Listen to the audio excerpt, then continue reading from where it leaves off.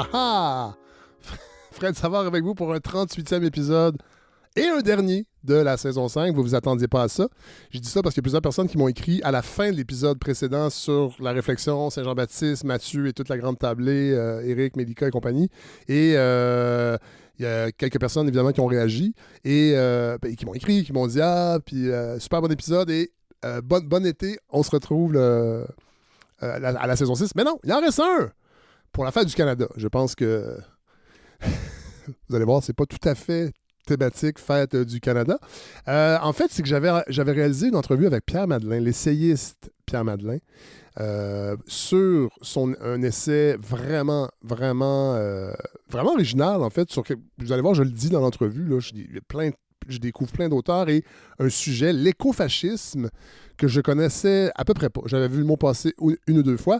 Et l'entrevue, ça fait plusieurs semaines qu'elle est faite, puis je trouvais ça ordinaire de la reporter cet automne. Puis avec les feux de forêt qui font rage dans le nord du Québec et qui s'annoncent aussi assez violents, je crois, dans l'ouest du Canada, avec ce qui se passe au sud de la frontière, avec l'extrême droite qui prend de plus en plus d'expansion. Alors, je trouvais que l'écofascisme était peut-être un clin d'œil intéressant, bien que vous allez voir aussi la réflexion et le phénomène est encore très marginal, mais il y a des assises intellectuelles et il ne peut que prendre de l'ampleur, à mon avis, à mesure que la crise climatique va, elle aussi, se déployer. Alors voilà, c'est ce que je vous propose. Avec une surprise aussi, à la fin, nouvelle collaboratrice, on fait un essai. Elle le sait aussi, puis je n'étais même pas sûr de le diffuser. Ça devait être un pilote pour l'année prochaine. Ça m'a tenté beaucoup de la diffuser. Je vous en dis pas plus. Attendez, écoutez l'épisode au complet. Évidemment aussi, on aura présentation du nouveau numéro de continuité et d'Ababar, ce partenariat que j'ai avec certaines revues, certains magazines. Alors, c'est le programme aujourd'hui pour ce 1er juillet. Je ne sais pas si l'épisode va être disponible sur Facebook. Avec les menaces, tout ça, de Meta et des GAFA. Ça sera un sujet qui va occuper, évidemment, Philippe de Grosbois à la saison 6, entre autres, je le sens. Alors, voilà. Hey, c'est le dernier de la saison 5. Bon épisode.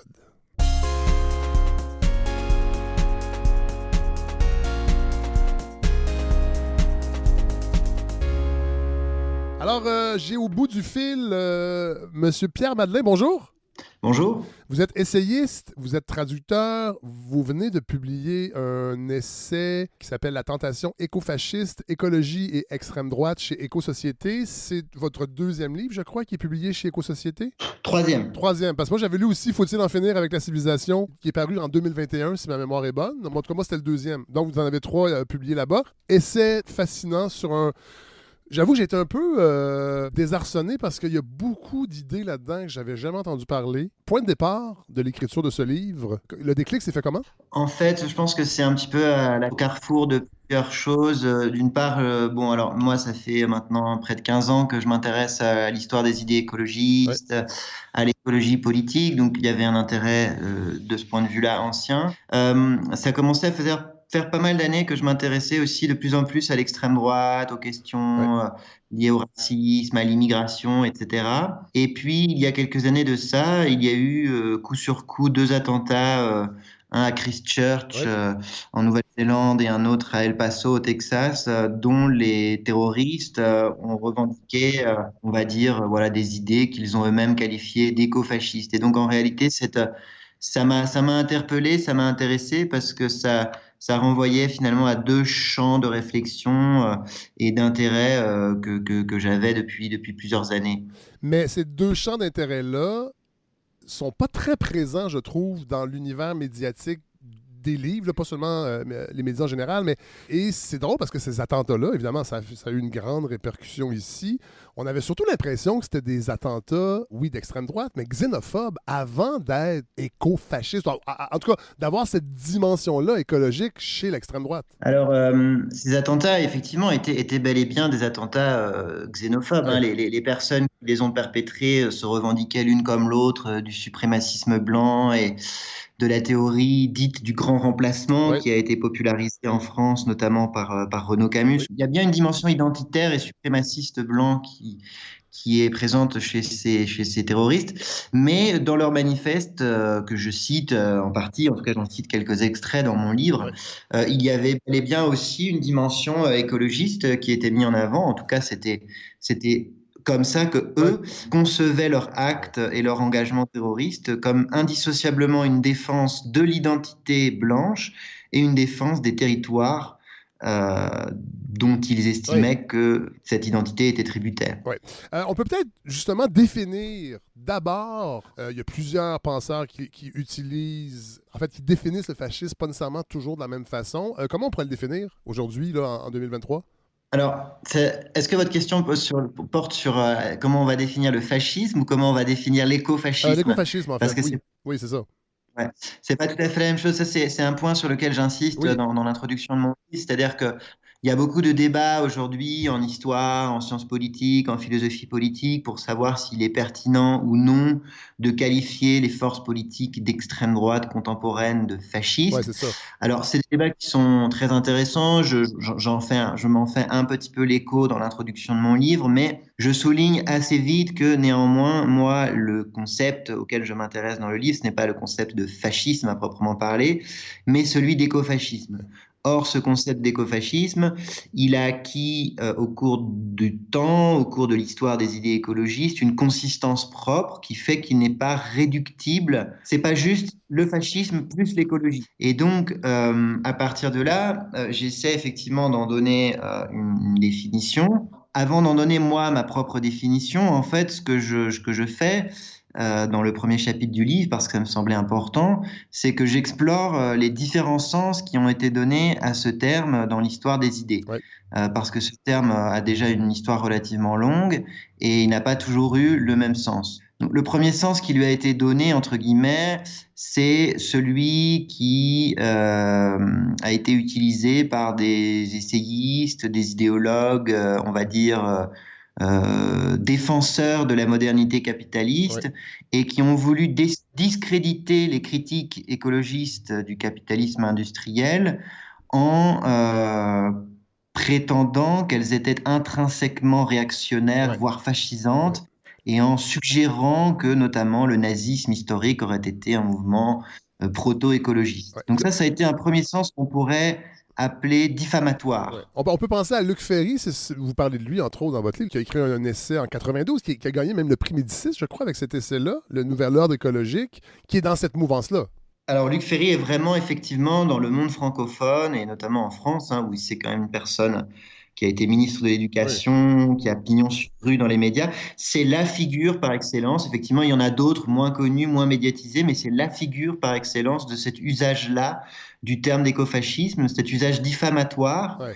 qui cherche à discréditer, encore une fois, voilà, toute revendication écologiste un peu radicale, en l'associant soit au nazisme, Ouais. soit il y a d'autres termes qui sont utilisés, les Khmers verts, Ouais. les Ouais. ayatollahs de l'écologie, suggérer que voilà, l'écologie politique est voilà, du côté vraiment des forces les plus obscures, les plus autoritaires et les On- plus réactionnaires. Donc évidemment, ce n'est pas moi le sens dans lequel j'utilise ce ouais. terme, parce que moi-même, je suis un écologiste anticapitaliste. Je suis donc presque un Ouais, écofasciste oui, dans tout à fait, l'esprit tout à de fait. quelqu'un comme Luc Ferry.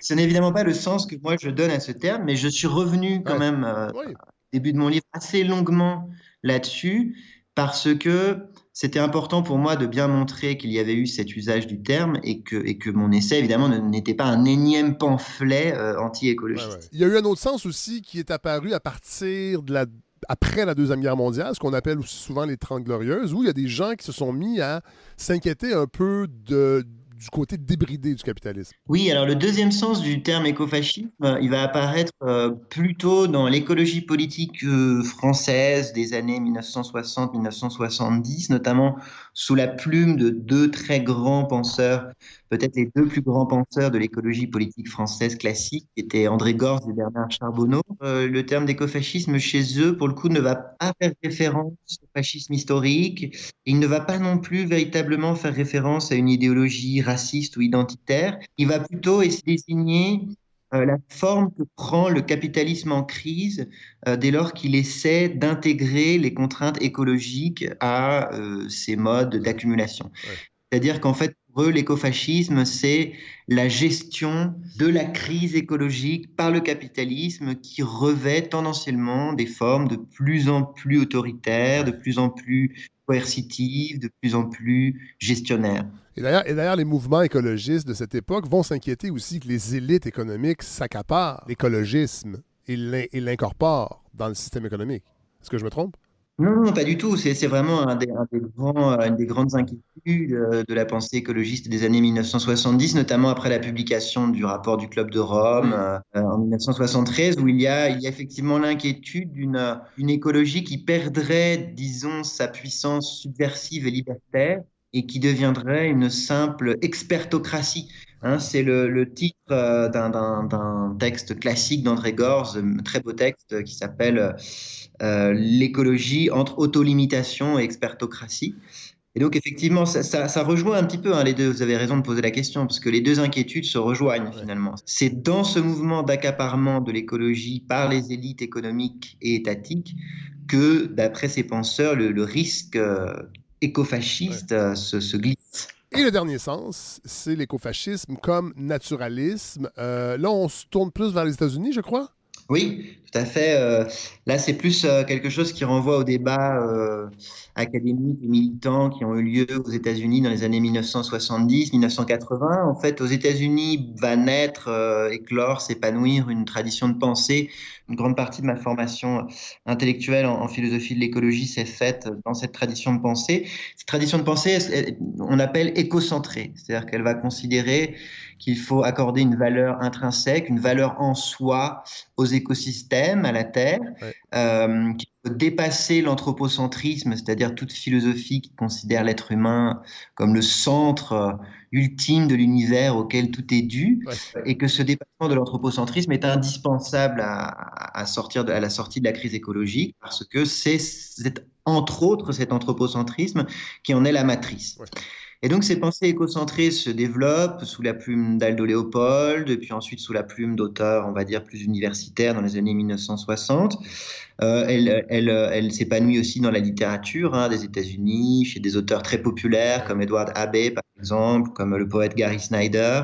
Et dans les années 1980, elle va faire l'objet d'une critique, alors une critique qui est nuancée, mais notamment un auteur qui s'appelle Tom Regan, qui va dire, mais oui, alors le problème, c'est que si on adopte une approche écocentrée, si on accorde une valeur intrinsèque aux totalités écosystémiques et biosphériques, si on accorde une valeur intrinsèque au tout de la nature, et que cette valeur est considérée comme supérieure à celle des membres, à celle des individus de la communauté naturelle, de la communauté biotique, eh bien le risque, c'est que, au nom de la préservation de ce grand tout, de cette totalité des écosystèmes ou de la biosphère, on soit tenté de sacrifier des individus ou des groupes humains Ah ouais. au prétexte qu'ils, par leur existence même, seraient des menaces pour cette totalité. Si le tout prime sur la partie, si la communauté prime sur l'individu, alors il y a des risques, on va dire, de Ouais. politique Ouais. sacrificielle. Euh, euh, voilà. Donc ça, c'est la troisième, on va dire, grande définition historique. Ouais. Alors moi, ce que je fais après dans mon livre, au moment où j'essaie de proposer ma propre définition, si on veut, ou d'éclaircir un petit peu ce concept d'écofascisme, qui n'est pas si évident que ça à définir. Alors je mets de côté le premier usage du terme, qui d'après moi n'est pas du tout rigoureux, et je fais une synthèse entre le deuxième et le troisième usage que l'on vient Ouais. d'évoquer, en lui ajoutant la dimension du racisme et de ce qu'on pourrait appeler l'identitarisme. Ouais. C'est-à-dire qu'en montrant bien que si gestion autoritaire il y a de la crise écologique, si politique sacrificielle il y a dans le cadre de cette gestion autoritaire, elles ne vont pas viser tous les êtres humains de façon indifférenciée, mais probablement davantage des populations qui sont d'ores et déjà stigmatisées, d'ores et déjà marginalisées, Ouais.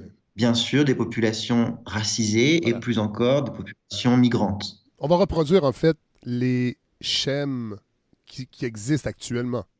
Oui, en quelque sorte, alors la dimension d'hostilité aux personnes Ouais. migrantes, les avancées de l'ethno-nationalisme, elles sont évidemment présentes un petit peu Oui, partout dans le monde. Pas seulement en Amérique du Nord et en Europe, hein, d'ailleurs, hein, on peut voir ça dans d'autres oui, en espaces Inde. et politiques, en Inde, en Chine, etc., Oui, sous d'autres formes, bien sûr. Mais effectivement, dans leur version aujourd'hui dominante, ces ethno-nationalismes, ces suprémacismes, qu'ils soient blancs, hindous, Han ou que oui, sais-je encore, ne sont pas particulièrement écologistes.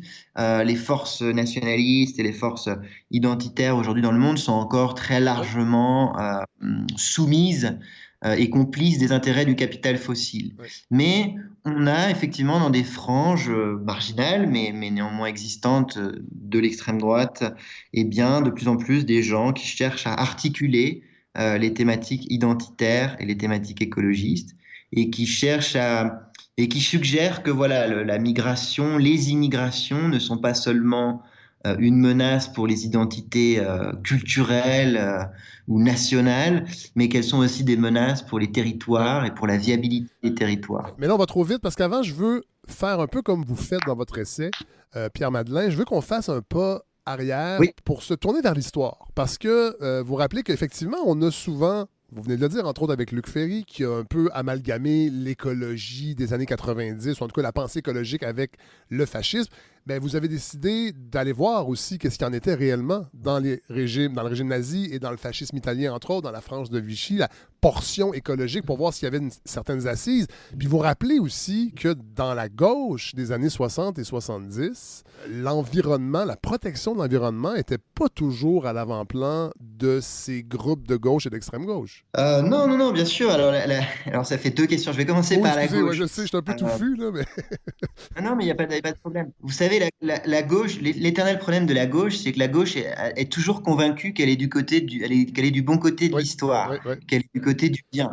Et du coup, elle a parfois tendance un petit peu à oublier que que son histoire à elle est aussi jalonnée de régimes criminels, d'idéologies criminelles, et plus modestement, moins gravement, bah, de grands aveuglements. Oui. Et on peut dire que la question écologique a pendant longtemps été un impensé très fort des forces de gauche majoritaires. Alors, ça ne veut pas dire qu'il n'y a pas eu dans l'histoire des gauches depuis le 19e siècle des inquiétudes écologistes. Le philosophe français Serge Audier, dans des livres très érudits, a montré hein, qu'il y avait toute une pensée proto-écologique qui s'était exprimée dans les gauches libertaires, notamment dès le 19e siècle, mais elle a néanmoins été marginale. La tendance à associer la pensée écologiste à une pensée réactionnaire, voire dans le pire des cas fascisante, elle n'a pas été présente uniquement dans les milieux, on va dire, de la droite libérale, Oui. mais elle a aussi été présente dans les milieux de l'extrême gauche historique, traditionnelle. Et d'ailleurs, petite anecdote pour finir un petit peu en provoquant, jamais un thème que j'avais pu aborder dans mes livres n'avait suscité un tel intérêt médiatique que celui de l'écofascisme. Alors, ça vient d'une part du fait que, bon, voilà, il y a un intérêt, une inquiétude légitime pour cette question que je partage, Oui, sinon j'aurais pas écrit ce livre, oui. mais j'y vois personnellement un petit relan à gauche de cette tendance à associer l'écologie à une pensée réactionnaire. C'est que je vois, je dis pas ça pour vous d'ailleurs, hein, mais Non, non, non. je vois en France certains milieux de gauche qui, honnêtement, en général, ne s'intéressent pas du tout à l'écologie. Et tout d'un coup, là, quand on leur parle d'écofascisme, ça les intéresse beaucoup. Ah, ouais. Et donc, bon, ça me laisse parfois un petit peu perplexe. Bon, je veux qu'on fasse un petit détour vers l'histoire parce que c'est, en tout cas, une partie du livre moi, qui m'a beaucoup, beaucoup intéressé. Parce que vous replongez, entre autres, dans ben, le régime nazi. Est-ce que le régime, on peut dire que le régime nazi a été, en quelque sorte, écologique parce que ça a souvent été dit par des historiens par la suite. Le mythe d'un écologisme nazi a été construit justement par des idéologues libéraux comme, enfin libéraux quand je dis libéral, je le dis au sens, je devrais pas dire libéral, je devrais dire Oui, pro-capitaliste, comme Luc Ferry, oui, pour discréditer encore une fois le mouvement écologiste. Hein. Ça renvoie un peu à ce que je disais au début de oui, notre entretien. oui, Pourquoi? Pourquoi? Eh bien parce qu'effectivement, dans le discours nazi, dans l'architecture normative de l'idéologie nazie, il y a effectivement un naturalisme. oui, Il y a l'idée qu'il faut respecter la nature et les lois de la nature. oui, Hitler disait que le nazisme, c'était de la biologie appliquée. Mais la nature des nazis, ce n'est pas la nature des écologistes, c'est la nature du darwinisme, c'est la nature du darwinisme social, Ouais, c'est la nature d'une conception hiérarchique et ouais, raciale de la lutte des êtres humains et de la lutte des sociétés humaines. C'est une vision de la nature dans laquelle nous sommes en compétition féroce les uns avec les autres en ouais, tant que individus membres de races différentes. Et c'est la nature qui va conduire les nazis effectivement à la Shoah notamment. ouais, Et de fait, le régime nazi, en dépit de certaines rhétoriques voilà, agraires ou ouais. naturalistes qui ont pu prospérer en son sein, comme elles ont pu prospérer au sein du régime de Mussolini ou au sein de la France de Vichy, eh bien, en dépit de ces quelques rhétoriques-là, le régime nazi a été un régime violemment modernisateur Ouais. qui a durablement abîmé les écosystèmes, non seulement allemands, mais aussi les écosystèmes, évidemment, de tous les pays qu'il a envahis. Le régime nazi a été un régime extrêmement productiviste. Ça a été un régime fondé sur une politique de puissance qui était elle-même indissociable d'une politique guerrière. Ouais. Cette politique guerrière, elle ne pouvait pas s'épanouir sans un support technologique et économique extrêmement robuste. Et donc, toute l'histoire du nazisme a été l'histoire d'un développement totalement disproportionné et totalement délirant des forces productives pour alimenter l'effort de guerre, au détriment de tout effort de conservation réelle des espaces naturels. Ouais. Pierre-Madeleine, dans votre livre, vous dites même, puis moi, ça m'a vraiment interpellé, vous dites même qu'il y a une naïveté là-dedans parce qu'on a comme juste écouté les discours sans s'arrêter sur les gestes. Ça me fait penser un peu aujourd'hui à tous ces Trump de ce monde qui ont un discours très anti-élite, mais qui arrivent au pouvoir, ont des politiques qui favorisent constamment les élites. On s'arrête beaucoup au discours, puis on regarde pas toujours les actions, hein, même encore aujourd'hui. Tout à fait, bien sûr, vous avez tout à fait raison, et c'est quelque chose que l'historien Robert Paxton, qui a été un grand historien du fascisme et de la France de Vichy, dit. Ouais, Il dit il ne faut surtout pas évaluer les fascismes historiques exclusivement à l'aune de leurs idéologies, car alors nous en resterions à des impressions extrêmement superficielles. Il faut les évaluer à l'aune de leurs politiques concrètes. voilà. Or, effectivement, si on écoute les idéologies du fascisme historique, eh bien, elles étaient anticapitalistes, Ouais. anti-industrielles, elles étaient agrariennes, etc., pour un certain nombre d'entre elles. Mais dans les faits, ces idéologies ne se sont pas du tout matérialisées par des politiques correspondantes. Hein, et effectivement, ça correspond à la situation d'aujourd'hui, mais Tout à il fait. y a des parallèles. Hein. De Ouais, toute façon, encore une fois, les nazis dénonçaient le capital rapace. ouais. Fascistes de l'époque dénonçaient ce qu'ils appelaient les banksters, non, cette contraction de banquiers et gangsters. Mais une fois arrivés au pouvoir, eh bien, les fascistes et les nazis ont liquidé les syndicats, liquidé le droit du Voilà. travail et ils Ouais. n'ont prêté aucune attention à la nature et à sa préservation. Parlons du tournant de l'extrême droite et la droite en France qui s'accaparent ces idées-là écologiques. Le moment marquant, on peut l'établir à peu près quand, où il y a un tournant où l'extrême droite s'approprie justement cette réflexion-là. Alors, effectivement, dans mon livre, après, je consacre un chapitre à la France d'aujourd'hui Ouais, et puis un autre chapitre aux États-Unis d'aujourd'hui. Le mouvement dans l'un et l'autre pays est assez différent, puisqu'en France, on va plutôt avoir une écologisation progressive de certaines franges de l'extrême droite, ouais, alors qu'aux États-Unis, c'est plutôt l'inverse, c'est plutôt des écologistes, des penseurs, des écrivains écologistes qui sont avant tout des écologistes et qui vont, à partir d'un certain moment, adopter de ouais. plus en plus une rhétorique anti-immigrationniste, notamment néo-malthusienne et anti-immigrationniste. Pour ce qui est du cas de la France, on a un courant marginal mais néanmoins influent qu'on appelle généralement la nouvelle droite, qui est associé notamment à une figure très connue en France qui Ouais, s'appelle Alain de Benoît. ouais. Très connu en France, mais c'est quelqu'un qui a une certaine influence internationale. Hein, Oui, oui. il est notamment pas mal cité dans l'alt-right aux Ouais. États-Unis, etc. Donc, On parle de quelle époque, Alain de Benoît? C'est les années 70? alors Alain de Benoît, c'est quelqu'un qui a vraiment une trajectoire intellectuelle d'une grande longévité, hein. Il commence, son engagement politique commence en faveur de l'apartheid et de l'Algérie française au début des années Bon, 1960. Et aujourd'hui, 60 ans après, il se poursuit au service du régime de Vladimir Poutine, par bien exemple, sûr, dont ben il oui. est un relais actif de la propagande en France, notamment à travers le magazine Éléments. Donc il y a quand même une continuité dans l'abjection dans cette trajectoire. Ouais. Mais il n'empêche qu'Alain de Benoît est un type, c'était un authentique intellectuel, quelqu'un de très érudit, Ouais. un grand lecteur. Il faut le reconnaître, hein, quand on lit Alain de Benoît, on lit une pensée quand même relativement sophistiquée et relativement élégante, souvent dans ses formulations. Donc c'est aussi ça qui peut séduire parfois chez Ouais. lui. Ouais. Dans les années 1960, il est encore, on va dire, un héritier du racisme biologique historique Ouais. qui considère qu'il existe des races et qu'il existe une hiérarchie entre les races. Et puis petit à petit, il va évoluer vers des positions que les historiens des idées ont appelées des positions ethno-différentialistes ou vers un racisme culturaliste, c'est-à-dire l'idée qu'il n'y a pas de race à proprement parler biologique, Ouais. qu'il n'y a pas de hiérarchie entre ces races, mais qu'il y a des cultures qui ont une identité, qui sont définies par une forme d'homogénéité interne, et que ces cultures, si elles ne sont pas à hiérarchiser les unes aux autres, doivent en revanche toujours rester différenciées. Ah, ben voilà. Ce qu'on va retrouver comme noyau commun d'un racisme à l'autre, c'est la hantise du métissage. De la même façon qu'autrefois, il ne fallait pas que les races se mélangent, eh bien, idéalement, il ne faut pas non plus que les cultures se mélangent. Car en se mélangeant, elles se corrompent, elles s'érodent et elles se perdent. Cette dimension du racisme ethno-différentialiste, elle a vraiment eu une influence très forte et elle a vraiment transformé l'extrême droite, en tout cas en France. Ouais.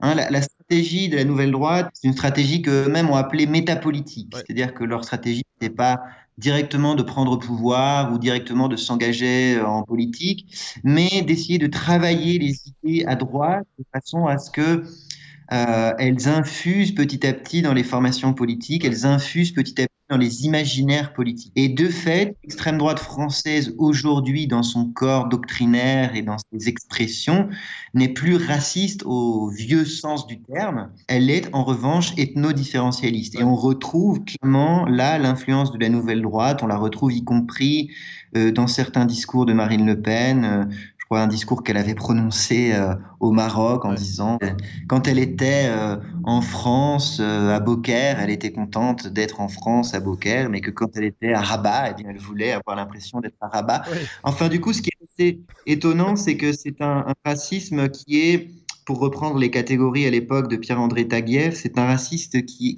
qui est non plus hétérophobe, mais hétérophile, c'est-à-dire qu'il va s'offrir le luxe de ne plus seulement dire du mal de l'autre, mais de faire l'éloge de l'autre Ouais. à condition que cette altérité reste à sa place. Oui. Oui, non, c'est un racisme qui fait l'éloge de l'altérité quand celle-ci est lointaine et qui revient par contre à une forme d'hétérophobie quand l'altérité se rapproche. Évidemment, aujourd'hui, avoir des propos racistes comme ceux qui pouvaient être en vigueur dans les années Non, 1930, ça passe plus. 1940, ça passe plus. Et puis aussi, il y a eu des évolutions juridiques, hein, c'est ce qu'ont mis en avant aussi des chercheurs. Ils ont dit, bon, ces évolutions et ces adaptations de l'extrême droite, elles correspondent aussi à des évolutions juridiques qui font que certains propos Ouais. qui pouvaient être tenus dans les années 1960-70 seraient aujourd'hui passibles de poursuites pour incitation à la haine raciale. Ouais. Donc il y a évidemment une mutation et une adaptation des discours qui passent souvent par des formes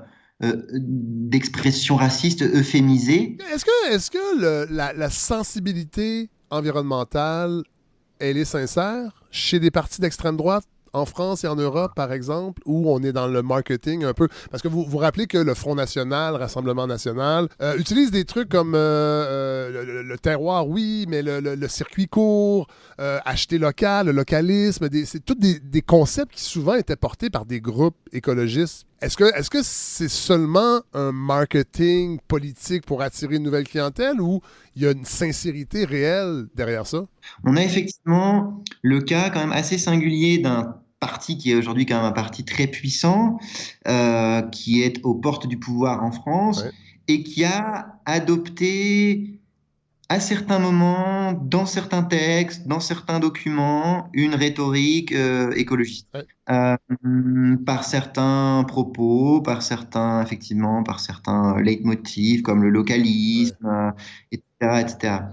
À ce stade, très honnêtement, je pense que pour le coup, dans ce parti politique, il s'agit essentiellement d'une stratégie d'opportunisme ouais. idéologique et électoral. Les personnes d'extrême droite, voilà, voient bien que la société en général est de plus en plus préoccupée par les questions écologistes, par le réchauffement climatique, par la détérioration des écosystèmes. Donc, ils ont compris que pour se positionner, on va dire, sur le marché des idées politiques de façon convaincante, ils ne pouvaient pas totalement éluder la question écologique et que dans un pays comme la France où le climato-négationnisme a historiquement toujours été très faible, c'était pas forcément un bon Ouais, calcul ouais, ouais. d'afficher une hostilité manifeste à l'écologie.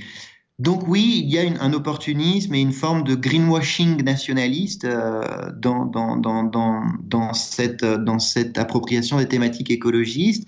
Car en fait, ce que montrent les études, c'est que globalement, le RN, lorsqu'il vote, notamment au Parlement européen, il vote quasiment toujours contre l'écologie, Ben oui, contre des voilà. mesures écologiques. Et même dans la rhétorique, hein, c'est toujours un peu il y a des moments où Hervé Juvin, qui a été une des figures écologistes du parti, a dit qu'il fallait transformer la France en ZAD. ZAD, ça veut dire zone à défendre, hein, des groupes d'écologistes qui se sont Ah ouais, battus ouais. contre des projets d'aéroports comme à Notre-Dame-des-Landes ou contre des projets de routes, etc.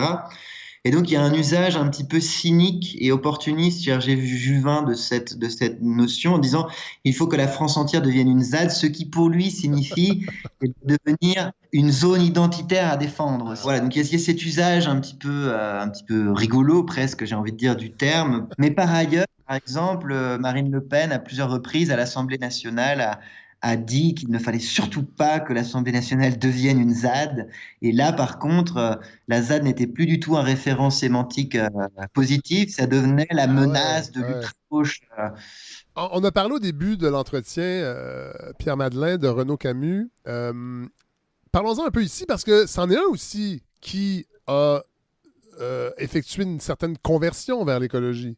Tout à fait, oui, oui, c'est intéressant. Renaud Camus, alors je vais le présenter parce que tout le monde ne sait pas forcément qui est Renaud Camus. Donc c'est un écrivain français qui est vraiment passé à l'extrême droite, je pense à la fin des années 90, début des années 2000, je ne saurais pas Ouais, dater précisément, mais peu importe. Et il est, on va dire, à l'origine de ce terme qui est aujourd'hui, on va dire, omniprésent dans toutes les ultra-droites au niveau mondial, qui est le terme de grand remplacement. oui, Alors, l'idée de grand remplacement en tant que telle, elle n'est pas nouvelle, hein. Franchement, c'est une idée assez ancienne. Même déjà à la fin du 19e siècle, on trouve des textes d'idéologues ouais, nationalistes qui agitent l'angoisse et la crainte d'une ouais, submersion migratoire. ouais. Mais cette idée va reprendre du poil de la bête, notamment en France, depuis maintenant une dizaine, une quinzaine d'années. Elle est maintenant débattue dans les médias, Ouais. etc., comme s'il s'agissait d'une notion comme les autres.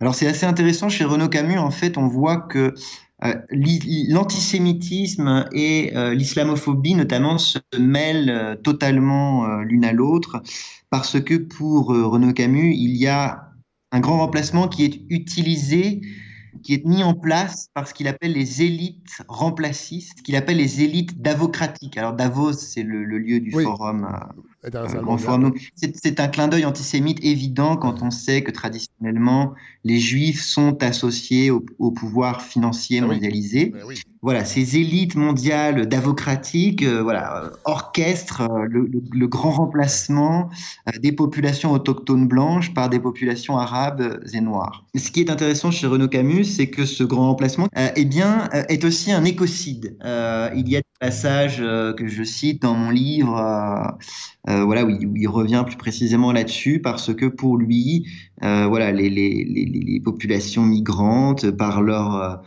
gourmandise en ressources, par les modes de vie qu'elles adoptent une fois arrivées dans leur territoire d'accueil, par leur tendance à se reproduire Ah oui. excessivement, d'après lui, eh Comme des lapins. bien, comme des lapins, voilà, c'est tout à fait ça, eh bien, voilà, porte atteinte et menace la capacité de charge des écosystèmes nationaux.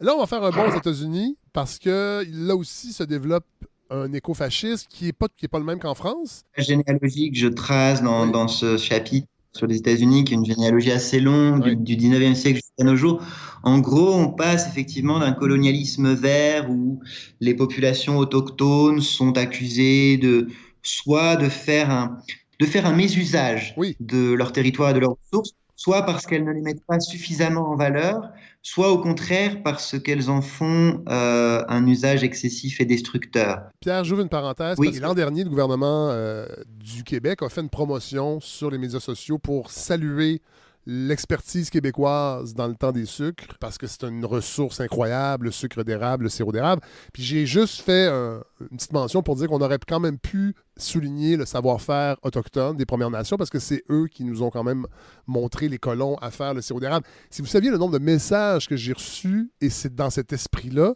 que ben, les Autochtones ne savaient pas comment bien faire le sucre d'érable parce qu'eux, ils massacraient les érables alors que les colons leur ont montré à bien entailler, bien faire un petit trou pour ne pas... C'est fou comment se dit... Puis quand j'ai lu votre livre, ça m'est revenu en tête, ce chapitre-là, l'an dernier, mais j'ai reçu vraiment des dizaines et des dizaines de messages pour rappeler que les Autochtones au Québec sont pas capables de bien récolter le sucre. Puis c'est grâce à la civilisation européenne. C'est encore présent, ces idées-là, quand même. ah oui, c'est intéressant ce que vous me dites. C'est vrai que j'aurais pas pensé que ce soit à ce point-là. C'est assez terrible parce qu'aujourd'hui, j'ai l'impression il y a effectivement soit on continue, soit on persiste dans une forme de mépris historique, Oui, colonial pour les populations autochtones, soit totalement à l'inverse, on les idéalise et on perd de vue, voilà, toutes les choses oui. qui pouvaient y avoir aussi de problématiques dans ces sociétés. Oui. Oui, c'est absolument aberrant. Surtout que pour le coup, s'il y a quand même quelque chose qui est relativement bien établi par la recherche anthropologique, c'est que les populations indigènes, autochtones dans le monde avaient quand même globalement une très bonne connaissance Ben, de leur tout à territoire fait. Et ils l'ont et des transformé. Ils l'ont transformé de façon profonde. Donc, aux États-Unis, va se développer cette idée aussi, puis ça, je trouve ça intéressant, je n'avais jamais fait le lien entre le wilderness et le whiteness. Cette idée des grands espaces à préserver. Il y a des penseurs, il y a des philosophes, en fait, américains, des théoriciens qui rappellent que ces deux idées-là de la nature sauvage et de la blanchitude, ça va ensemble. C'est deux concepts qui sont totalement côte à côte. Il y a effectivement eu des associations historiques entre la défense de la nature sauvage et la défense de la whiteness, de Ouais. la blanchité, notamment bah, chez les écologistes, chez quelques écologistes eugénistes des années 1930 que j'évoque dans mon livre. Mais ce n'est pas non plus une association systématique. Il y a aussi eu dans l'histoire écologiste américaine, notamment chez quelqu'un comme Thoreau, que Ouais. j'évoque, un lien entre wilderness et défense, par exemple, des populations d'esclaves, engagement abolitionniste très fort chez C'est vrai. Thoreau, par exemple. Mais effectivement, bon, et après, moi, c'est ce à quoi je m'intéresse davantage dans mon livre parce que c'est le sujet de mon livre. Il y a aussi eu voilà, des idéologues pour lesquels la wilderness était le lieu où la race blanche voilà, pouvait se régénérer au contact de des territoires primitifs qui lui avaient donné naissance. Ouais. Il y a eu un retournement aussi par rapport au fait que pendant longtemps, en fait, vous le dites, il y a eu un renversement ontologique. Les gens des villes sont les gens qui sont arriérés d'une certaine façon pour l'écofascisme américain d'aujourd'hui, par exemple. Tu sais, tout le courant survivaliste, en tout cas, moi, je l'ai interprété comme ça. Ce courant de retourner à la nature, s'éloigner du gouvernement étatique qui a ses tentacules partout, la dégénérescence des villes parce qu'il y a une arrivée de migrants massifs, il y a de la pauvreté, la drogue. Alors qu'il y a peut-être 100 ans, c'était l'inverse. C'était les ruraux qui étaient les gens à la traîne. Il y a eu un revirement quand même. Non, mais sur la question des villes à proprement parler, il y a une tradition ancienne, écologiste, de critique des villes qui n'est pas nécessairement, enfin, qui même la plupart du temps n'est pas du tout, n'a pas du tout de lien avec l'extrême droite. Ouais, c'est vrai. Non, là où il y a l'inversion pour moi plutôt, c'est que On va dire que traditionnellement, dans les idéologies racistes, dans les idéologies suprémacistes, euh, l'homme blanc est supérieur pour autant qu'il est civilisé, Ouais, pour autant qu'il est arraché à la ouais. nature, qu'il la domine, alors que l'autochtone, lui, continue à être voilà, plongé dans une naturalité pulsionnelle, Ouais. aveugle, etc., etc. Et ce qui est intéressant dans les idéologies écofascistes, c'est qu'il y a une tendance à inverser un petit peu cette répartition. C'est-à-dire que dans ces idéologies, les dominants, les autochtones blancs, vont s'arroger un droit à dominer les étrangers, pour autant qu'ils se considèrent comme des êtres ancrés dans la Ah ouais. nature. Il y a une auto-naturalisation frange dominante, et au contraire, les franges racisées, migrantes, etc., qui arrivent sur les territoires d'accueil, vont être stigmatisés comme des êtres qui, par leur existence, par leur mode de vie, par leur migration, agissent contrairement à la nature, en quelque sorte. Ouais. Pour caricaturer, pour schématiser, dans le schéma, on va dire, classique de la domination raciale, la personne qui est au sommet de la hiérarchie est au-dessus de la nature, et la personne qui est en bas de la hiérarchie est Ouais. naturalisée, dominée en tant qu'elle est naturalisée. Ouais. Et dans les idéologies écofascistes, c'est un petit peu le contraire. La figure du migrant est considérée comme une figure d'antinature, alors que les personnes blanches aujourd'hui ont plutôt tendance à considérer, enfin dans ces idéologies écofascistes, hein, que ce sont elles qui sont naturelles Ouais. et saines en raison de cette nature, et que ce sont au contraire les populations dominées, racisées, migrantes qui sont contre Ouais. nature. Ouais. Bon, je termine avec ça parce que je veux que les gens lisent le livre aussi. Je veux pas qu'on en dise trop. Vous posez d'excellentes questions dans la dernière partie de votre livre parce qu'évidemment, on s'entend que l'écofascisme actuellement sur le continent nord-américain, c'est pas une force politique qui est tangible. Sauf qu'on peut présupposer que avec les changements climatiques et la crise climatique qui est devant nous, il y a un danger que ces idées-là percolent vers les partis politiques et que ça ait des impacts néfastes. Oui, mon livre, c'est vraiment un livre, on va dire, de cartographie intellectuelle et Oui, un petit peu de prospective politique. Donc, mon idée n'était pas d'écrire un livre pour lancer une sonnette d'alarme en disant non, c'est ça. Non, attention, non, non, non, c'est ça. l'écofascisme est Non. là. Ça aurait été assez malhonnête parce que c'est effectivement que ça reste quelque chose d'assez marginal, mais ça me semblait néanmoins très intéressant de me pencher sur le phénomène et puis voilà, d'essayer de comprendre un petit peu les questions qu'il pose à l'écologie politique, on va dire. Oui, Mais pour répondre plus précisément à votre question, euh, alors évidemment, je pense que à mesure que les crises écologiques, migratoires, etc., vont se multiplier, il y a des chances que ces idéologies gagnent du terrain. oui, Pour le moment, elles sont marginales, mais rien ne nous permet de dire avec certitude que dans 10 ans, dans 15 ans, elles n'auront pas gagné du terrain et que des forces politiques plus importantes que celles qui les défendent aujourd'hui, ben peut-être en défendront les idées. Maintenant, moi, le principal obstacle que je vois à l'avènement de régimes politiques qu'on pourrait qualifier d'écofascistes, en ce sens qu'ils défendraient vraiment une idéologie écologiste au sens fort du terme, c'est que les idéologies nationalistes sont mues par un désir de puissance. C'était vrai historiquement, on en a parlé dans le cas des fascismes historiques, mais on le voit aussi aujourd'hui. Bon, l'exemple paradigmatique et tragique, c'est la Russie de Poutine, hein. oui. La Russie de Poutine, c'est un pays mu par une pulsion de puissance, totalement indifférent aux enjeux écologiques, et parce que ce n'est pas compatible. En fait. On ne peut pas vouloir d'un côté la puissance et de l'autre côté la préservation de l'écologie. Même si une force politique mettant en avant de façon relativement sophistiquée des thématiques écologistes parvenait au pouvoir, si une fois parvenue au pouvoir, elle était toujours mue par un désir d'affirmation de puissance nationale, comme c'est le cas de quasiment toutes les forces politiques d'extrême droite, je doute Ouais, sincèrement ouais. qu'elle puisse tenir ses promesses en matière d'écologie. Cela dit, vous rappelez une chose qui est vraiment extrêmement pertinente, c'est que vous dites souvent à gauche, on a tendance à penser que l'extrême droite pousse ses idées par la force, par la ruse, par l'émotion, par la manipulation, par l'argent. Et vous rappelez que c'est pas vrai. Il y a des gens extrêmement.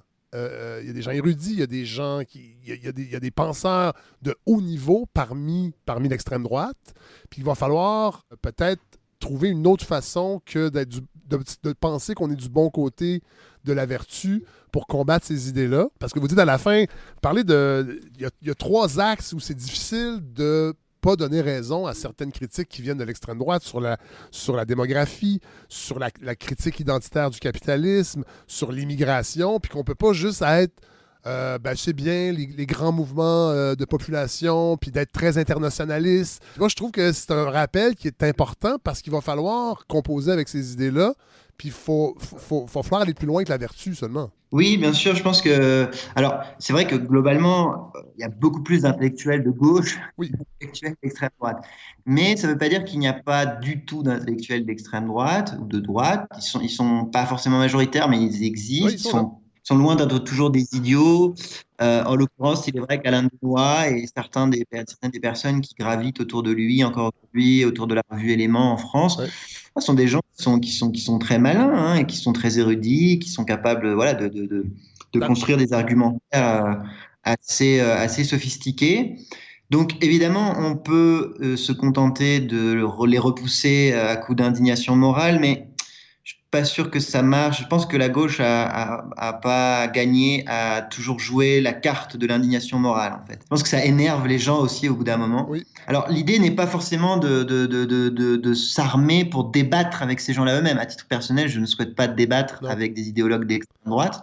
Par contre, l'idée est de s'armer pour pouvoir débattre sereinement avec des personnes qui, sans avoir nécessairement de mauvaises intentions dans tous les cas, pourraient voilà, être séduites Ouais. par des idées qui peuvent s'avancer sous des formes séduisantes, effectivement. C'est un petit peu comme j'ai envie de dire, avec avec les idées complotistes, quoi. Oui. Bon, si on se contente de traiter tous les gens qui cèdent à une forme de complotisme comme des cons, bah, on va pas aller très loin. Non. Pierre Madeleine, merci beaucoup de cet entretien. La tentation écofasciste, c'est disponible dans toutes les bonnes librairies indépendantes, évidemment. C'est publié chez Éco-Société. Merci beaucoup. Bah, merci beaucoup, au revoir. Au revoir.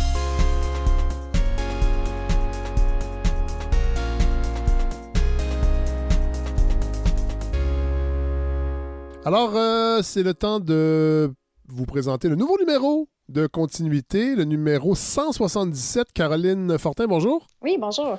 Vous êtes directrice générale et rédactrice en chef de Continuité. On le rappelle, magazine qui se consacre au patrimoine. Oui. D'ailleurs, le dossier du numéro 177, ça s'appelle Du grain au pain. Oui, en fait, nous, notre mission, c'est la mise en valeur du patrimoine sous toutes ses formes. Oui. Puis, on le voit un peu dans ce numéro-là parce qu'on a à la fois le patrimoine bâti qui sont les moulins, mais aussi tout ce qui touche le patrimoine vivant, donc le métier de meunier, on a aussi les métiers boulangers, etc. Mais là, parlons-en des moulins parce qu'il y en a eu beaucoup au Québec. Évidemment, dans son histoire, ça a été important et ils existent encore.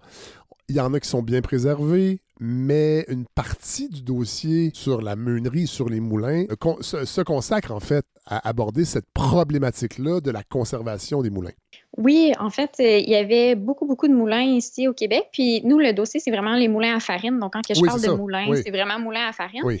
Il y en avait beaucoup au Québec là, en ce moment qui produisent encore. Il y en a une poignée, là, une dizaine environ. Ouais. En fait, c'est ça que j'aime de ces magazines, c'est qu'on sort un peu des lieux communs et on se rend compte que c'est pas si simple que ça. Au-delà de la volonté politique, ce sont des technologies qui demandent beaucoup d'expertise de différents métiers. Parlez-nous un peu de cet aspect-là, parce qu'on le retrouve, il est bien illustré dans la dernière parution de Continuité. Oui, En fait, c'est un métier qui était en train de se perdre, le métier de meunier tranquillement, mais grâce au Conseil du patrimoine vivant du Québec, ils ont développé une nouvelle formation pour la meunerie artisanale dans le but qu'il y ait une jeune relève qui fasse suite là, aux meuniers qui prennent leur retraite, c'est ça. Oui. Donc, puis là, c'est grandissant parce qu'il y a beaucoup d'intérêt là, pour cette formation-là. Même les meuniers sur place ont beaucoup d'intérêt à partager leur savoir puis à former une jeune relève. Donc, c'est vraiment positif. On a un article là-dessus, justement. Oui. Mais moi, je veux qu'on revienne sur le patrimoine bâti, la difficulté de restaurer ces moulins-là. Puis vous donnez plusieurs exemples. Il y a des moulins qui sont laissés à l'abandon et qui pourtant sont protégés, soit par la ville. Oui. En fait, c'est souvent le gouvernement provincial qui protège le patrimoine bâti. Oui, ben en fait, il y a diverses formes de protection. Un bâtiment qui est cité, c'en en est un. Par contre, ça n'offre pas une protection sur le terrain nécessairement. C'est un peu symbolique. Il n'y a pas il n'y a pas d'enveloppe avec de l'argent qui arrive avec une protection pour protéger le bâtiment puis le restaurer. On a comme 2 articles dans le numéro qui abordent un peu la question. On a des moulins qui ont réussi à trouver du financement pour être restaurés. C'est des moulins exemplaires, là, dans le sens qu'il n'y en a pas beaucoup. Sinon, ce qu'on a à l'appel, c'est des moulins en ruine. Oui. C'est ça qui est abordé. Puis, c'est un peu, on fait quoi avec ça? Est-ce qu'il reste de l'espoir encore pour ces moulins-là qui malheureusement se dégradent là, d'année en année? On a aussi dans l'article de quelque chose de plus positif. Là. Une fois que le moulin est complètement disparu, est-ce que c'est une perte totale? Mais en fait, non, parce qu'il y a des archéologues qui peuvent aller fouiller puis découvrir... Reconstituer ce qui était moulu, le grain qui était cultivé, ce qu'on y mangeait. Bon, c'est sûr qu'on aimerait avoir le bâtiment restauré, mais il reste que quand le bâtiment n'existe plus, il y a encore possibilité d'aller chercher de la connaissance parce que c'est facile. Puis moi, je suis genre à faire ça là, sur les réseaux sociaux, à être fâché pour « Ah, on conserve pas les bâtiments ». Mais le dossier explique bien que c'est quand même complexe. Les règles sont très rigides aussi. Il y aurait peut-être un travail à faire là-dessus. Effectivement. Puis c'est pas tous les moulins non plus qui sont sur un site qui serait ouvert au public. Alors, comment conserver un moulin qui est sur un terrain privé, par exemple, ou qui est sur un terrain gouvernemental, mais qui n'est pas accessible au public parce que c'est pas un parc? Il y a plusieurs questions là, qui viennent avec ça. Puis, par exemple, les propriétaires privés, mais ça coûte des millions de dollars, là, restaurer un moulin, on ne se le cachera pas. Donc, il y a plusieurs enjeux qui sont abordés dans le numéro.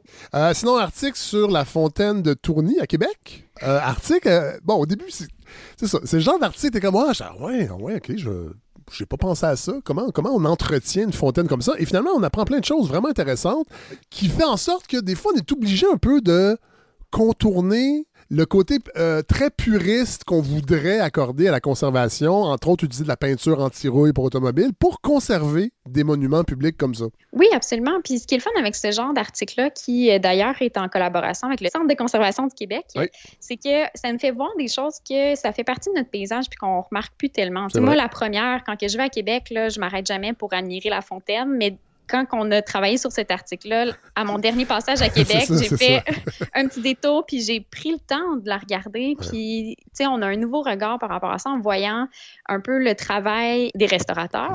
Parce qu'il faut comprendre que cette fontaine-là, elle a été conçue en France. Elle n'a pas été conçue pour être fonctionnelle 12 mois par année dans un climat nordique comme le nôtre. Alors, il y a cette dimension-là aussi qui fait en sorte que il y a une expertise qu'il faut développer pour conserver et garder fonctionnelle cette fontaine-là malgré le gel. Oui, puis moi, ce qui me fascine, c'est que c'est un travail qui est en constant changement. Ils testent des nouvelles avenues. Après ça, ils notent les dégradations. Est-ce que ça a fonctionné? Est-ce que c'est mieux qu'avant? Sinon, texte sur la Corriveau. Oui. On pensait on savait tout sur la Corriveau, mais texte de Robert Tessier. Parlez-nous un peu de cet article parce qu'il y a un spectacle aussi qui est attaché à ça. L'angle de cet article-là, qui est en collaboration avec la Société d'ethnologie du Québec, c'est comment Saint-Vallier s'est réapproprié l'histoire de la Corriveau, se l'est réapproprié de manière positive pour faire vivre le village puis faire vivre la légende. Ils ont même été jusqu'à oser nommer leur bibliothèque municipale Marie-Joseph Corriveau. Oui, le spectacle, c'est la Corriveau, la soif des corbeaux. C'est un spectacle qui a été créé par le Théâtre de l'œil ouvert, qui est une compagnie de théâtre vraiment intéressante, qui avait fait aussi un spectacle sur l'univers de Clémence Desrochers il y a quelques temps.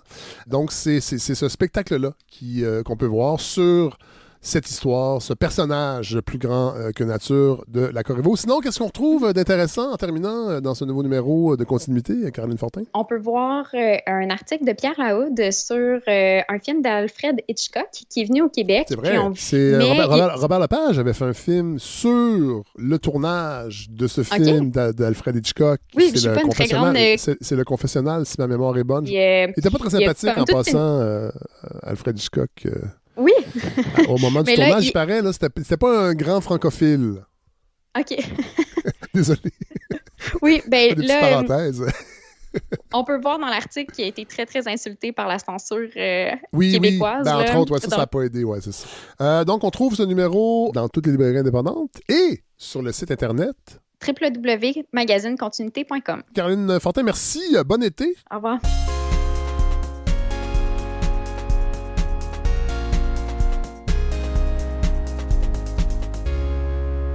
Alors, c'est, le dernier épisode de la saison 5, mais rien ne nous empêche d'essayer des affaires, comme on dit dans le milieu. Coralie Laperrière, bonjour. Bonjour. Parlez-nous de vous un peu. Parce qu'il y a des millions de Québécois qui ne vous connaissent pas. Non, effectivement. Humoriste, autrice, activiste aussi. Anarchiste. Féministe. Oui. C'est vraiment ça que vous mettez de l'avant dans votre travail d'humoriste? Oui, exactement. Presque engagé. Je me suis dit, ça pourrait être intéressant pour la balado. Rajeunir le public. Oui. Et un peu plus de radicalité. Oui, tu te trouves pas assez radical de même, mais non, je suis d'accord avec toi. Là. Il te faut un petit peu un petit oomph de plus. Je suis très contente que tu m'offres une tribune sur ta balado. C'est tellement rare de nos jours, un humoriste dans un podcast quand même. J'avoue que j'étais quand même intimidée en écoutant la balado. Vous parlez de livres que vous avez lus, de recherches approfondies. Puis moi, je viens du milieu de l'humour, fait que je suis vraiment pas habituée d'entendre ça. Il y a des humoristes qui vont chercher une pinte de lait puis qui écrivent un spectacle complet là-dessus. C'est vrai. Dans mon milieu, on me considère comme une humoriste intellectuelle. Parmi vous, je pense qu'on va sûrement juste me considérer comme une humoriste. Mais moi aussi, là, je lis des livres. Mais avouez que ça prend pas grand-chose. Ça prend pas grand-chose. Non. Ça prend de pas parler de pain de lait. Puis là, soudainement, on dit pain de lait de soya, puis là, soudainement, on est radical. Oui. Puis, tu sais, moi aussi, je lis des livres, là, mais en 2 crises d'éco-anxiété.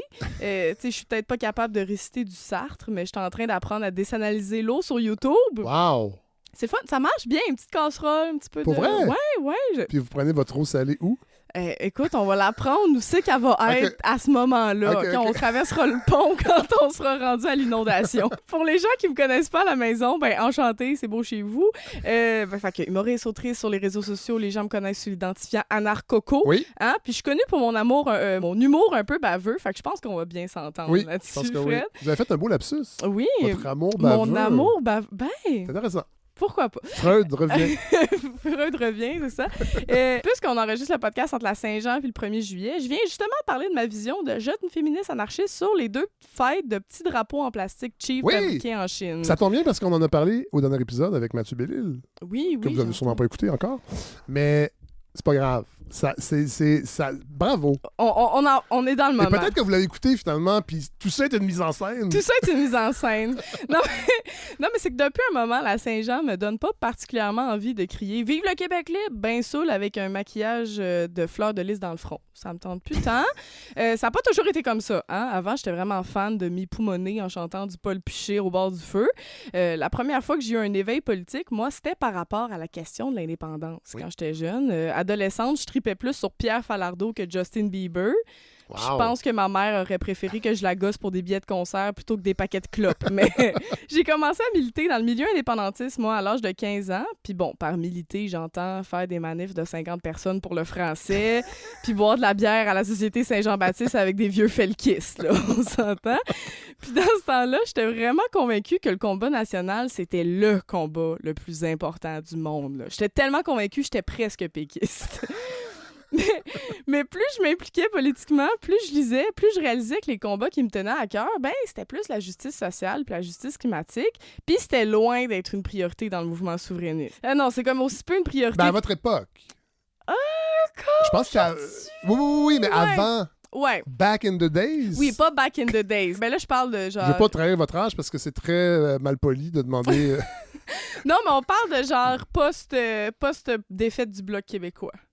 Laquelle? Donc, en 2011. Laquelle? OK. En 2011, OK, bon, c'est ça. OK, c'est ça. Ouais, c'est ça. Parce que il y a eu déjà une incarnation du PQ quand même qui était plus à gauche. Oui, qui était plus à gauche, mais là, on parle vraiment de les gens qui se remettent pas en question puis qui sont comme, oui, on était vraiment gentils avec les Autochtones. C'est comme cette place-là.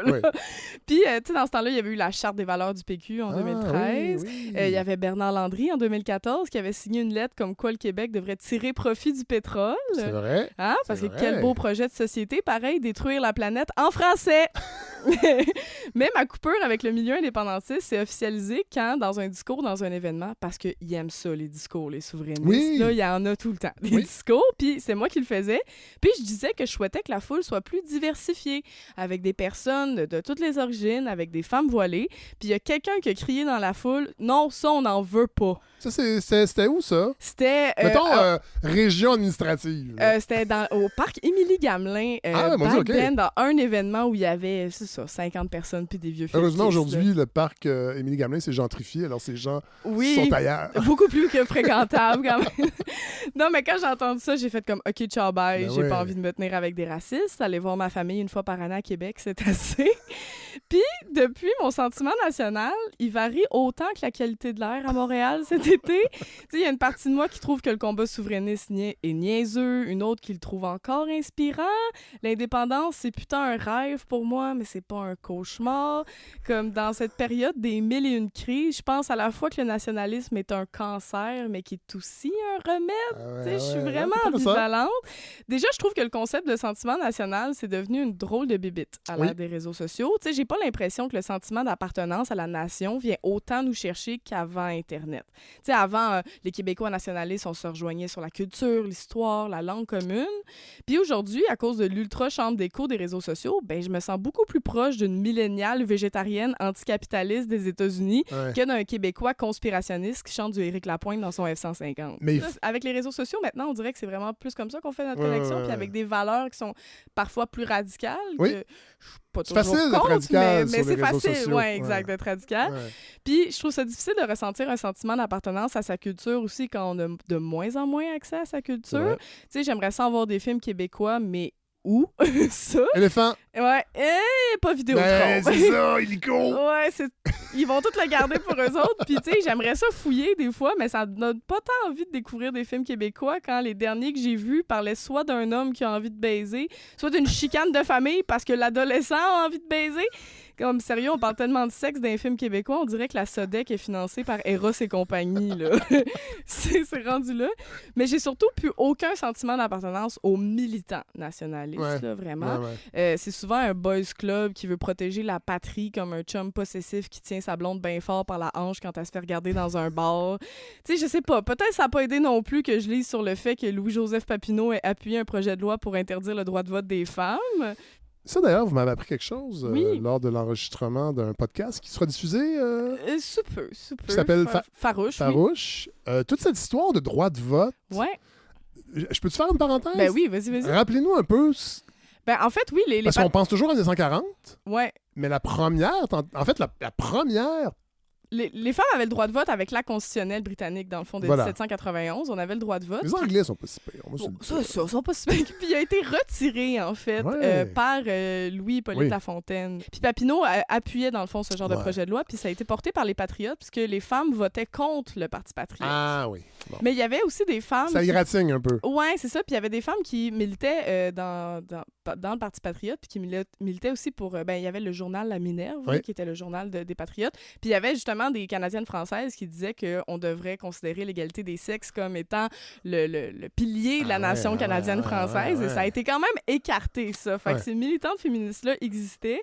Ils ont quand même été un peu tassés. C'est intéressant. Justement, Louis-Joseph Papineau, la phrase qu'il avait dit pour appuyer le projet de loi de Robert Nelson, en fait, il avait dit que c'était... Il trouvait ça juste de détruire le droit de vote des femmes au nom de l'intérêt public, la décence et la modestie du sexe. Ça sonne pas bien quand même aujourd'hui encore. Pas toutes, mais il y a des affaires... Non, effectivement. Puis, ça a mal vieilli. Oui, puis les Britanniques ont justement gardé le droit de vote, mais c'était pas pour le droit des femmes, c'était parce qu'on votait contre le Parti patriote. Ça les arrangeait un petit peu. Mais c'est des ratours. Ouais. Mais il y a pas... Encore aujourd'hui, il n'y a pas beaucoup de figures féministes inspirantes, je trouve, dans le milieu nationaliste. En même temps, c'est un peu normal que plusieurs femmes n'ont peut-être pas envie de se tenir avec le chef du Bloc québécois. Hein? Insérer ici une gorgée de café sonore en levant des yeux au ciel avec une attitude de « j'en dirais pas plus », mais en tout cas... Puis, je considère plus pantoute que je peux me battre main dans la main avec les nationalistes. C'est surtout ça, je considère plus que c'est mes compatriotes, justement. Tu sais, c'est les mêmes qui répètent la fameuse phrase de Falardeau, hein, « Si tu mets des conditions à l'indépendance, t'es pas un progressiste, t'es un trou de cul. » Mais Émile Bilodeau anime la Saint-Jean, puis là, ils font la crise du bacon. Hein? Ils sont comme « Je veux pas y aller, il pense pas comme moi, c'est pas mon ami. » Puis il a une grosse face. Oui. Il est trop Québec solidaire. Voyons, qu'est-ce que tu... En tout cas, je trouve vraiment pas tant à un projet d'indépendance avec ces gens-là où les frontières sont utilisées comme des barrières pour freiner les gens qui veulent une vie meilleure. C'est pas ça pour moi, se battre pour la liberté. Le Falardeau dirait, on va commencer par faire le pays, puis après, on le changera. Ouais, mais des fois, ils s'en vont pas, ces gens-là. Oui, puis après. C'est ça. Puis mettre des frontières quand justement, ils disaient c'est mes frères, peu importe, ils veulent aller dans la même direction de moi, ben si tu bloques l'accès à tes frères, c'est pas ça la liberté. Puis j'ai pas de fierté nationale, particulièrement ces temps-ci, envers le Québec, puis un peuple qui vote pour la CAQ, qui veut des élargissement d'autoroutes, puis la fermeture du chemin Roxham. Mais force est d'admettre que j'en ai un sentiment national qui est fort et c'est de la honte. Mais Marx disait que la honte, c'est un sentiment révolutionnaire. Ça aussi, j'ai vu ça sur YouTube. Puis la honte nationale, ben c'est peut-être une façon de motiver les troupes, je pense, aujourd'hui. Intéressant. Parce que même si je me sens plus proche dans mes valeurs que je disais que la cycliste française féministe, que le prolétaire contre les rues piétonnes, ben c'est pas avec Églantine que je vais pouvoir faire la révolution, tu sais. Je pense que la preuve que la honte est un sentiment national fort... Attends, c'est qui Églantine? C'est une fille que j'ai inventée, qui est une cycliste féministe française. Me semble que ça sonne comme Églantine. Je trouvais que ça sonnait bien. Mais je pense que la preuve que la honte, c'est un sentiment national fort, c'est justement que j'en ressens pas pour le Canada. Hein? L'Alberta a bien beau produire un des pétroles les plus polluants de la planète. J'ai pas l'impression que ça se passe chez nous, tu sais. Puis je pensais que j'étais pas la seule à penser ça. Après tout, François Legault aussi est quasiment en train de se boucher les oreilles en chantant des comptines quand on parle des émissions canadiennes de GES. Mais justement, ce matin, jeudi 29 juin, Léger a publié un sondage qui disait que 77% des Québécois étaient fiers d'être Canadiens. Ah oui? Ouais. Je pensais que c'était... Aïe, c'est vraiment surprenant. J'opinais du bonnet pensant que vous alliez dire qu'ils ne se sentent pas Canadiens. Ben, je sais, et c'est même moins élevé qu'en Alberta, où c'est 68%. Et tu sais, je savais que les bouclettes à Trudeau faisaient de l'effet, mais pas à ce point-là. Mais c'est étonnant, ça. Oui, c'est vraiment étonnant. Puis je pensais vraiment que c'était moins de ça, parce que aussi, toutes les publicités qu'on a au Québec, quand ils sont traduites en français, on change le mot Canada pour « ici ». Hein? Ils disent ici, hein? Ici, les camions. Puis je pensais qu'on était autant déconnectés du Canada qu'on est déconnectés de la nature. Là. Je pensais que c'est un thing. Là. Pourquoi je pensais ça aussi? C'est à quel point le Québec, on s'est zéro préparé à faire face à la crise du logement qui arrivait partout ailleurs au Canada. Le marché immobilier a explosé dans toutes les autres grandes villes du Canada. Puis collectivement, on dirait qu'on s'était dit que c'était un problème Canadien, d'un autre pays, d'une autre affaire, tu sais. Parce que justement, nous autres, à la Fête du Canada, on fait nos boîtes. Puis, honnêtement, moi, les seules fois que je me rappelle que je suis au Canada, c'est quand j'entends un Français dire qu'il est au Canada. Oui, c'est vrai. c'est les seuls moments où je fais « Ah, oui, c'est vrai, OK. » Puis, anyway, je reviens à ma chronique que j'avais écrite avant que le sondage Léger vienne tout bouleverser mon texte d'un matin. Mais malgré que je me considère anarcho-communiste dans mon idéal d'organisation politique, je considère quand même qu'un sentiment national, c'est porteur de changement. Je pense que c'est important. Vous n'êtes pas beaucoup, j'imagine, dans vos réunions anarcho-communistes à penser ça?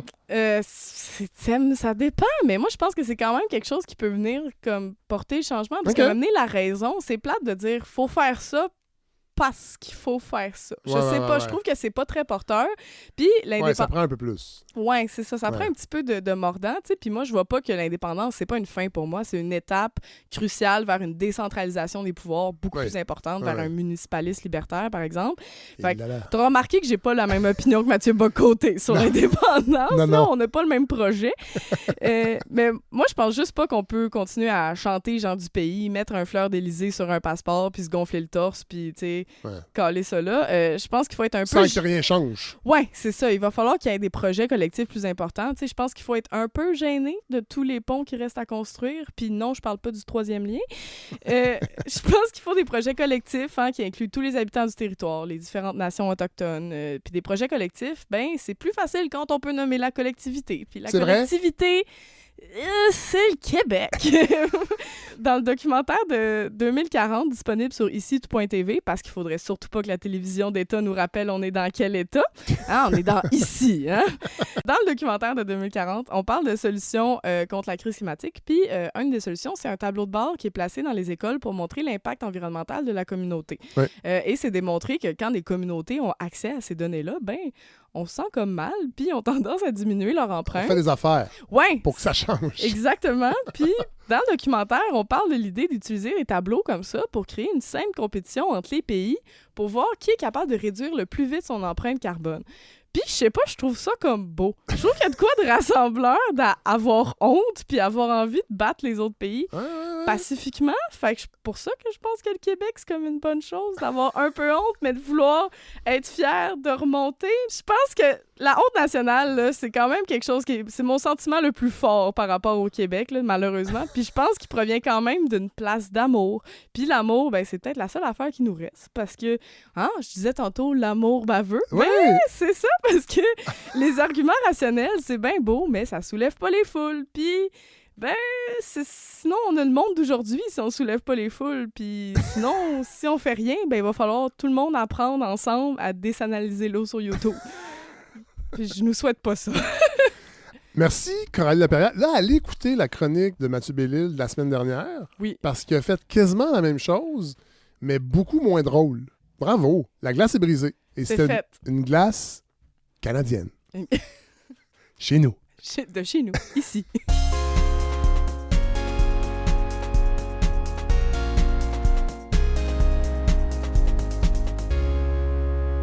Je vous laisse vous présenter. Oui, bonjour. Moi, c'est Valérie. Ça fait 9 ans que je suis dans la revue à Babar. Oui, qu'est-ce que vous faites, Valérie, à Babar? Dans la revue à Babar, je suis au comité d'édito. Oui. Donc, on est en charge de corriger les textes, tout ce qui est le visuel. Donc, moi, je m'occupe un peu plus du visuel parce qu'il y a des gens qui sont meilleurs en français que moi dans le comité d'édito. Et il y a des gens meilleurs en visuel que d'autres. Oui, voilà, c'est ça. C'est-à-dire vous? On est trois. On est trois, oui. Et... Myriam. Bonjour Myriam. Moi, je suis aussi au comité d'édition avec Valérie. Oui. Je m'occupe plus de la langue. Je fais la révision linguistique. Puis je termine mon année au poste de secrétaire de rédaction. Oui. Donc, Et là, vous venez de nous présenter le numéro 96 de À Babar. Déjà, la revue À Babar, c'est une revue militante qui est produite bénévolement depuis 15 ans. 20 ans. 20 ans, oui, pardon. Donc, c'est rare des projets militants horizontaux, bénévoles qui durent aussi longtemps. On est un collectif de personnes intéressées à produire de l'information alternative. Oui. Donc, numéro 96, je vois... Est-ce que c'est nouveau de s'intéresser aux régions? Non, c'est pas nouveau. C'est notre 8e numéro régional. Mais c'est pas depuis le début. Non, en fait, ça vient d'une réflexion d'essayer de briser un peu le montréalocentrisme de la revue. Oui. Ça se veut une revue qui s'adresse à l'ensemble du Québec, mais c'est vrai que les militantes de la revue sont beaucoup basés à Montréal, donc on finit par toucher des sujets qui parlent peut-être plus à la région de Montréal. Donc, il ne faut pas oublier que Montréal, c'est une région. Oui. Donc, on a commencé ça, puis on est déjà rendu à 8 régions. On a fait Hull, Gaspésie, Saguenay-Lac-Saint-Jean, Laurentides, Abitibi, Québec, Côte-Nord, puis cet été, Bas-Saint-Laurent. Qu'est-ce qui se passe au Bas-Saint-Laurent pour s'y intéresser dans une revue comme À Babar? Il y a le Mouton Noir qui est là-bas, que je connais, moi, le journal militant aussi, très à gauche. Tout à fait. On a créé le numéro en collaboration avec le Mouton Noir et la table régionale des organismes communautaires du Bas-Saint-Laurent. Pour nous, c'est essentiel d'avoir une collaboration pour monter les dossiers. Donc, on est vraiment dans le par et pour. C'est entièrement écrit par les gens de la région, pour les gens de la région. Puis, pour le Bas-Saint-Laurent, en fait, on est beaucoup axé sur les enjeux sociopolitiques dans les autres régions, mais là, on voulait plus s'axer sur la grande effervescence citoyenne qu'on peut observer dans le Bas-Saint-Laurent. Bien sûr, ça, c'est en réponse à un certain délaissement de l'État par rapport aux services publics, mais il y a vraiment un ensemble d'initiatives citoyennes locale, très, très forte et tissée serrée. Oui. Puis on voulait vraiment mettre ça de l'avant pour le dossier. OK. Sinon, qu'est-ce qu'on trouve dans ce numéro 96?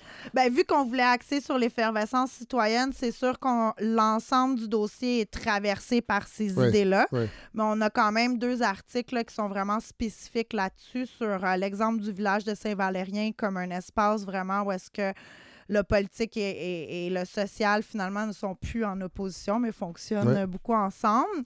Les projets d'économie circulaire dans la région.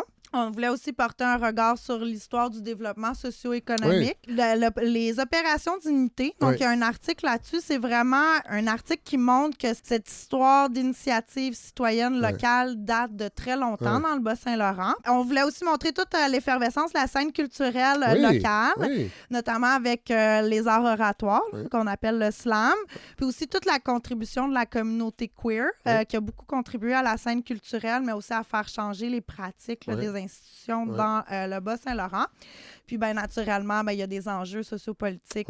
Crise du logement, entre autres. Crise du logement, un article sur les menaces que la spéculation et l'accaparement des terres agricoles font peser sur notre souveraineté alimentaire. Puis, on voulait finir quand même en montrant toute la force du mouvement écologique au Bas-Saint-Laurent, qui est comme un mouvement quand même qui a inspiré l'ensemble du Québec. Là. Comme Coule pas chez nous, ça vient du Bas-Saint-Laurent.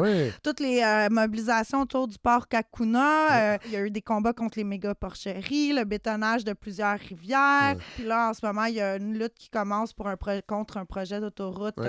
On voulait montrer que c'est vraiment inspirant pour l'ensemble du Québec, qu'est-ce qui se passe dans le mouvement écologiste là-bas. C'est intéressant. Sinon, qu'est-ce qu'on trouve... À l'extérieur du dossier, c'est bon qu'on parlait de la crise du logement parce que dans notre section Actu, on a un article très important sur les conséquences de la crise du logement sur les organismes communautaires qui, eux aussi, ont beaucoup de difficultés à se loger. Hausse des loyers, rareté des locaux adéquats, puis ça les force à se reloger à l'extérieur de leur zone de service. Ça fragilise énormément le tissu social. Ça fragilise l'offre de services de ces organismes-là envers leur population.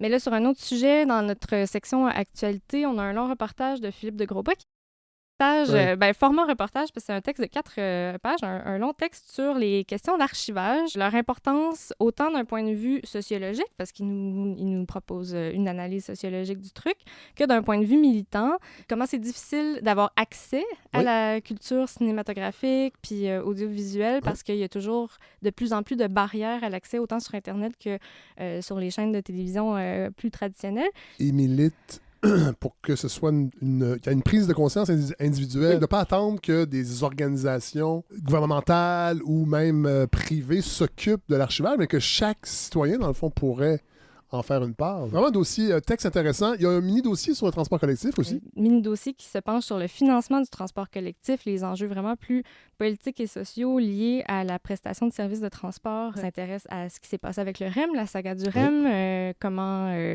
on a déployé un projet qui n'était pas nécessairement toujours arrimé aux besoins de la population. Il y a aussi une réflexion quant à la place du tramway qu'on a un peu évacué de nos imaginaires collectifs depuis les années 60 ou 50. Comment réactualiser la place du tramway dans nos villes. Là, ça, c'est un texte qui porte plus sur son potentiel à Montréal en se basant sur d'autres villes européennes, notamment. Et il y a le projet à Québec.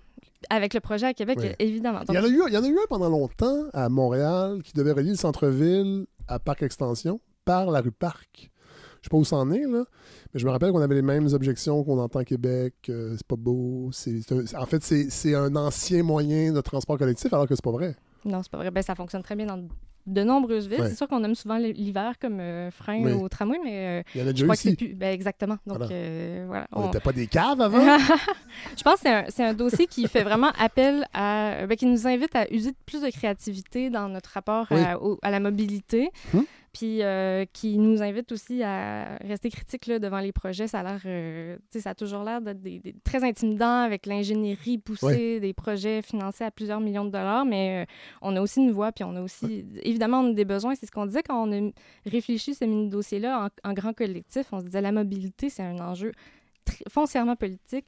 Parce que si on ne peut pas se déplacer, on n'a pas accès aux soins. Les gens sont mobiles de manière différenciée aussi selon leur statut socio-économique. Là, donc, c'est vraiment important de réfléchir à ces questions-là. Sinon, il y a toujours la section, moi, que j'aime beaucoup, c'est la recension. Donc, les livres lus par le comité de lecture, je ne sais pas si...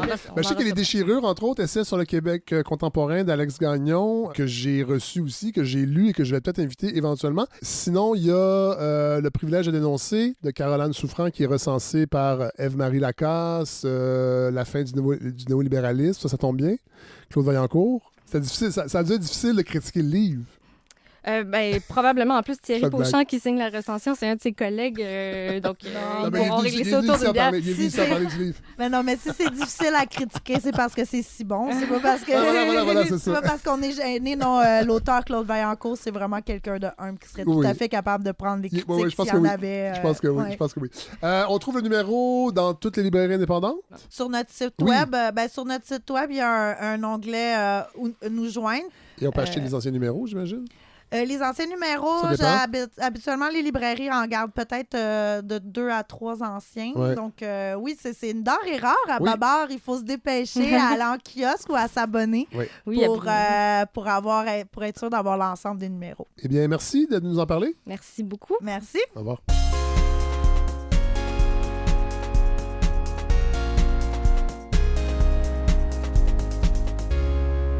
Alors voilà ce qui conclut ce 38e épisode et la saison 5 de la balado. Merci bien sûr à Pierre Madeleine. Il était au Mexique.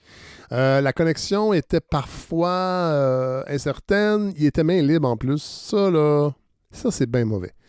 Mais bon, visiblement, il n'y avait pas le choix. Alors, je sais que des fois, j'ai fait ce que j'ai pu au montage, mais des fois, il y a des petits... vous l'avez entendu, il y avait des petits glitches. Merci à Coralie Laperrière. J'espère que vous avez aimé ce premier splash de sa part. Moi, j'ai découvert sur Twitter, je suis allé voir en fait des numéros en préparation d'un premier one-woman show qu'elle veut faire éventuellement. Je sais qu'elle anime aussi des soirées d'humour à Tétroville. Vraiment, j'aime bien ce qu'elle fait. Puis, en plus, je trouvais que, et c'est vraiment un hasard, mais sa chronique était comme le miroir. C'était comme l'alter ego de Mathieu Bellil, dans le fond. Mais drôle. Je fais un clin d'œil à Mathieu. Mais c'est fou, parce que c'était quasiment, pratiquement, j'exagère, mais un même manque de réflexion avec une finale dans l'amour aussi. Alors, on s'en sortira pas. L'amour. Alors, merci évidemment à tous ceux qui ont participé, les collaborateurs et collaboratrices à la balado cette année. God, Hélène Faradji, Mathieu, évidemment, Philippe de Grosbois, Maxime Laprise, Éric Bédard, Mélika Abdelmoumen, Amadou Sadjobari, qu'on a réussi quelquefois malgré une charge de travail gigantesque pour l'ONU en Afrique. On l'a eu 3 fois, je crois, cette saison. J'espère que ce sera plus l'année prochaine. Merci aussi à Barbara Thériault, que vous n'avez pas encore, je crois, entendu. Vous allez l'entendre cet été, parce qu'il y aura quelques épisodes. Michel Labrec aussi, merci, qui est venu faire son tour quelques fois. On a essayé des choses, on verra. Pour l'instant... il y a beaucoup de gens autour de la balado et l'avenir est encore pas incertain, mais je peux pas ouvrir les vannes pour ajouter plein de chroniques et de chroniqueurs. Ça dépendra de vous, on verra. D'ailleurs, parlant de vous, merci à la communauté de la balado qui rend tout ça possible, évidemment financièrement, mais je dirais surtout de par le fait que vous êtes là, que vous écoutez la balado, que vous la suivez, que vous m'écrivez, que vous m'en parlez dans la rue. Puis des fois, vous me dites « Ah, j'ose pas, je n'osais pas, ça fait 2 fois que je te croise. » Puis n'hésitez jamais à venir me parler, parce que c'est ça, la communauté aussi, elle existe pour vrai, c'est pas juste du blabla. Puis ça me dérange jamais, même si des fois j'ai l'air bête. Ça m'est arrivé aujourd'hui. Je suis allé avec Miville faire du plein air dans les cantons de l'Est, et il y a quelqu'un je voyais bien qu'il voulait me parler, mais puis il me disait hey, « je suis la balado de ça », puis il était un peu « je vais pas te déranger », puis là je revenais de marcher, puis il faisait chaud, puis des fois j'ai l'air bête, mais je suis toujours sympathique. Voilà, c'est ça le message. Alors merci belle communauté. Merci aussi à ceux qui me donnent un coup de main des fois pour des petites affaires. Tout au long de la saison, c'est arrivé, l'Internet, entre autres, mais ça, c'est Simon Pierre qui continue de le faire. On a une belle relation de débat, et parfois, on trouve des solutions, mais c'est un auditeur. Puis il y a plein de gens qui me donnent un coup de main des fois, ou qui me proposent un coup de main, puis ça me touche toujours beaucoup, parce que c'est ça la communauté. Alors, voilà, merci. Je tiens à le dire, parce que vous les entendez jamais, ces gens-là, mais ils sont vraiment, vraiment, vraiment importants pour cette balado. Alors, bon été. On va se retrouver en septembre, officiellement, pour la saison 6. Je dis officiellement parce que d'ici là, il y aura certainement des épisodes surprises. Je vais beaucoup trop m'ennuyer de vous pour que le canal de la balado reste silencieux tout un été. Puis de toute façon, il y aura les épisodes de Barbara, il y aura les épisodes que Michel a enregistrés aussi lors de ses voyages. On en a entendu un, mais il est allé au Brésil, il est allé en Argentine. Je pense que ce serait intéressant qu'on les entende. Ils étaient disponibles pour les donateurs, mais là, j'aimerais que tout le monde puisse les entendre. D'ailleurs, je vous suggère de vous abonner à l'infolettre sur lefredsavant.com pour être au courant de tout ça. Parce qu'on ne le sait pas avec Facebook. Peut-être que je ne pourrais plus publier puisque je suis peut-être considéré comme un média. Je ne peux pas croire qu'on va me considérer chez Meta comme un média comme la presse ou je ne sais pas, un grand média. Là, ça serait ridicule. Mais bon. Alors, voilà. Abonnez-vous à l'infolette et je vous le dis tout de suite, je ne donne pas de détails, mais il y aura un party de lancement. J'avais même une réunion la semaine dernière. Pour vous dire comment c'est concret, j'ai eu une réunion avec une vraie personne de la communauté qui fait ça dans la vie, parfois, organiser des événements. Fait qu'on va faire un party, mais ça va être probablement au mois d'octobre, peut-être même au mois de novembre, début novembre. Ça ne sera pas un party de lancement, ça va être quand même un party de début de saison pour la communauté. Mais je ne donne pas trop de détails. On est en train de planifier ça. On est en train d'attendre des retours d'appels pour des salles, mais ça va avoir lieu. Ça fait longtemps que j'en parle. Je suis tanné d'en parler. Je veux le faire. Alors, voilà. Et bien sûr, il y aura une campagne de financement, mais ça, vous allez le savoir parce que je vais vous écrire avec l'infolette, entre autres. Voilà, merci. J'arrête là. Je pourrais continuer. Je m'ennuie déjà. Vraiment, passez un bon été, mais je sais qu'on va se croiser, ne serait-ce que dans la rue ou à tout le moins dans vos oreilles. Hey, salut, bisous.